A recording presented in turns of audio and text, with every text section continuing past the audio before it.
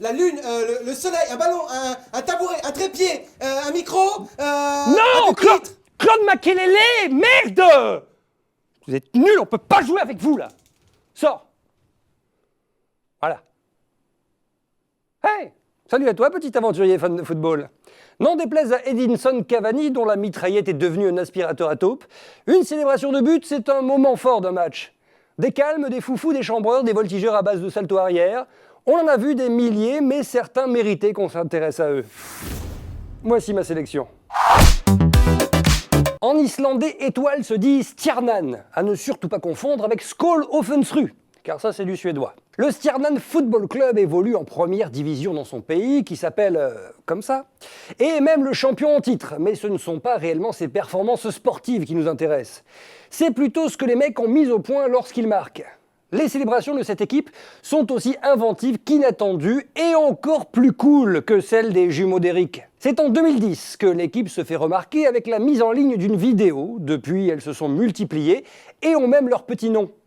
Le vélo d'appartement, les toilettes, la naissance ou encore la pêche au saumon, mon préféré. Allez viens petit, ouais, dans les pucettes. Un coup de projecteur bienvenu pour ce club qui a quand même atteint le tour final de qualification UEFA cette année. Après avoir sorti Lech Poznan ou Motherwell, Stjarnan s'est fait dérouiller sévère contre l'Inter. C'est dommage, ça aurait été cool de les voir dans le même groupe que Guingamp et les voir célébrer un but. Non, pas dans le même groupe que le LOSC, car les matchs du LOSC se finissent toujours à 0-0.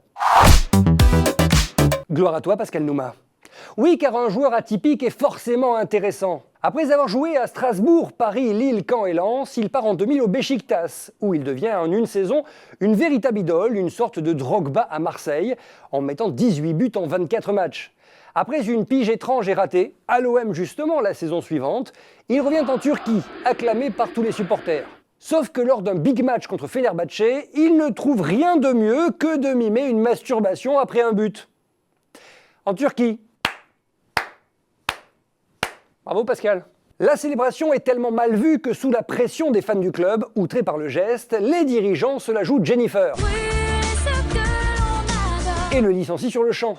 Alors qu'il avait enfin trouvé un club qui lui allait, loin de toutes les polémiques ou encore les moqueries, Nouma a tout fait foirer tout seul, comme un grand, c'est ce que je voulais dire. Remarquez, après s'être fait oublier au Qatar et en Écosse pendant 2 ans, il est revenu, encore une fois en Turquie, et jouit depuis de son statut de superstar, que ce soit au cinéma, dans l'adaptation de Star Wars, ou encore en télé, comme le prouve son passage dans The Voice.